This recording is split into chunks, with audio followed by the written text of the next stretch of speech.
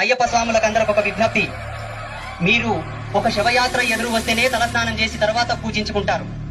అయ్యప్ప దేవస్థానం వెళ్ళేటప్పుడు ఒక సమాధిని దర్శించుకుంటున్నారు. ఇది మన దౌర్భాగ్యం. ఇప్పటికైనా అది మార్చుకోవాలి. ఇలాగే ప్రతి గ్రామంలో, ప్రతి జిల్లాలో, ప్రతి మండలంలో కూడా దర్గాలకు పూజలు చేయడం, దర్గాలకి కందులు చేయడం కూడా బంద్ చేయండి దయచేసి చెప్తున్నా. అవసరం లేదు మనకు. సనాతన ధర్మం ఎప్పుడు కూడా ప్రాణం లేని విగ్రహాలకు పూజ చేయమని చెప్పలేదు. 30 అటువంటిది ఒక సమాధికి మొక్కితే నీ కోరికలు తీరుతాయన్నంత అజ్ఞానం నీకు ఎక్కడ దాపరించింది? ఎవరిచ్చారు మీకు ఈ హక్కు? ఏమి తక్కువైందని మనం విధర్ములకు పూజలు చేయాలి? ఏమి ఇచ్చలేదు నీ ధర్మం నీకు? ఏమి లేదు నీ శాస్త్రాల్లో నీకు? కొన్ని కోట్ల చరిత్ర కలిగినటువంటి జాతి మనది. కొన్ని కోటాను కోట్ల చరిత్ర కలిగినటువంటి సనాతనం మనది. ధర్మాన్ని మనం కాపాడుకుందాం. మన దేవతలను మనం పూజించుకుందాం. ఇతర దేవతలతో మనకేం పదయ్యా? ఏముందా?